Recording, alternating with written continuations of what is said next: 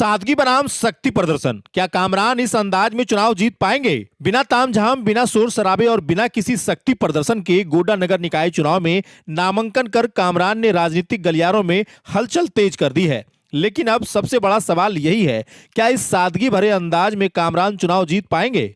क्या आज के दौर में बिना भारी भीड़, बिना रैली और बिना दिखावे के जनता का दिल जीता जा सकता है? क्या कामरान अपनी सादगी और सोच को गोड्डा की गलियों, मोहल्ले और चौक चौराहों तक पहुंचा पाएंगे? क्या उनके विचार आम मतदाताओं तक प्रभावी तरीके से पहुंचेंगे? और सबसे अहम सवाल, क्या गोड्डा की जनता इस बार परंपरागत राजनीति छोड़कर बदलाव की सोच चुनेगी?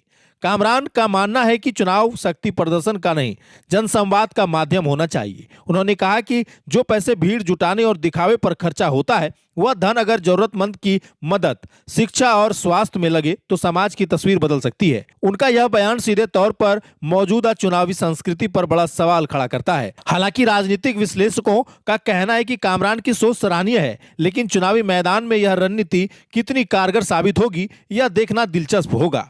जहां एक और दूसरे प्रत्याशी पूरी ताकत झोंकने में लगे हैं, वहीं कामरान बिल्कुल अलग राह पर चलते नजर आ रहे हैं। अब गोड्डा में हर चाय की दुकान, हर चौक और हर गली में यही चर्चा है, क्या सादगी राजनीति की सबसे बड़ी ताकत बन पाएगी? क्या कामरान अपनी बातों से जनता का भरोसा जीत पाएंगे?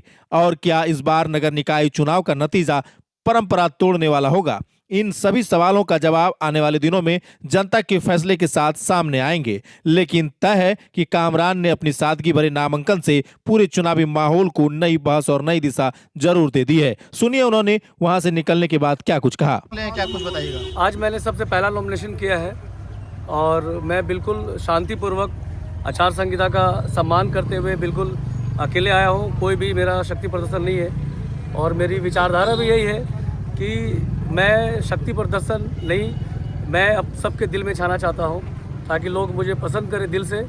और आचार संहिता का सम्मान भी करना था और साथ ही साथ मैं जो अपने शक्ति प्रदर्शन में जो पैसे खर्च करूंगा, मैं चाहता हूं कि वो पैसे किसी ज़रूरतमंद को लगे।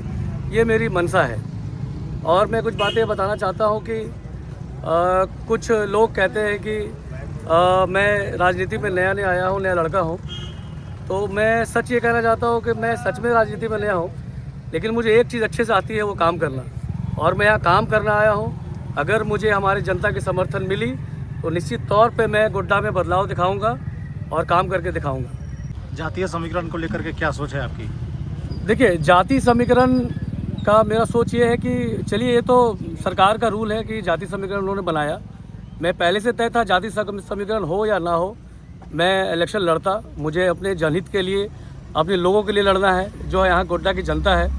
और जाति समीकरण तो सरकार का आदेश है, वो जैसा बेहतर समझे करते हैं और मैं उसी विचारधारा से लड़ता हूँ। क्या लगता है आपकी जाति को छोड़ करके आप अन्य जातियों का वोट बटोर पाएंगे? देखिए, मैं किसी जाति या धर्म का राजनीति करने नहीं आया हूँ। मैं विकास के मुद्दा को लेकर आया हूँ, अपनी जिम्मेदारी को निभाने आया हूँ। मुझे किसी भी जाति समीकरण में कोई भी इंटरेस्ट नहीं है। अगर जनता को लगता है कि मैं काम कर सकता हूं तो निश्चित तौर पे वो मुझे आगे लेके आएंगे और मैं विकास का काम करूंगा। इन बातों को समझा पाए हैं आप अपने वोटरों को? निश्चित मैंने लोगों को बताया है। और आज आप मेरे साथ जो सैलाब या मेरे साथ भीड़ देख पा रहे होंगे, मैं आपको बता दूं कि मेरे जो समर्थक हैं वो राहुल कुमार है और हमारी जो सुधांशु भैया है जो प्रस्तावक है। तो ये समीकरण है और ये गंगा जमनी तहजीब है जो हमें बताता है कि हम लोग मिल के एक साथ अपने समाज को, अपने शहर को बेहतर कर सकते हैं। अंतिम सवाल, कोई एक जो आपने देखा है शहर को उस रूप में बनाने का? देखिए, मेरे पास तो मैनिफेस्टो है, मैं बहुत जल्द ही आप लोगों के साथ पेशी करूंगा। पूरा प्लान है। कोई एक अभी आप बताते हैं। जैसा कि आपने कहा कि राजनीति में आप नया क्या सोचे हैं फिर आप? देखिए, राजनीति में मैं राजनीति की बात नहीं करूँगा। मैं गोड्डा का बेटा हूँ। मैं गोड्डा के लिए सोचता हूँ कि गोड्डा में काम क्या होना है। मेरी प्राथमिकता है, जो टॉप प्रायोरिटी है, नाला सफाई, सड़क, रोशनी, है जो ज़रूरी है, ये मिलना ही मिलना है। उसके साथ ही साथ मेरे पास लंबा प्लानिंग है कि मैं शिक्षा के तरफ कैसे करूँगा काम, ग्रीन गोड्डा, क्लीन गोड्डा के लिए क्या काम करूँगा और स्वास्थ्य के लिए क्या काम करूँगा। इस तरह के बहुत सारे प्लान हैं, बहुत सारी स्ट्रेटेजी है। मैं आप लोगों के साथ बैठूँगा डिटेल में और मैं स्टेप वाइज मैंने मैनिफेस्टो बनाया है कि मैं आने वाले 3 महीने में क्या करने वाला हूँ, 2 साल में क्या करने वाला हूँ और पूरे कार्यकाल में क्या करने वाला हूँ। ये मेरा विचार है। आप लोग मिले मेरे साथ, जरूर पीसी करेंगे और मिलके बेहतर स्ट्रेटजी आप लोग के साथ शेयर करेंगे।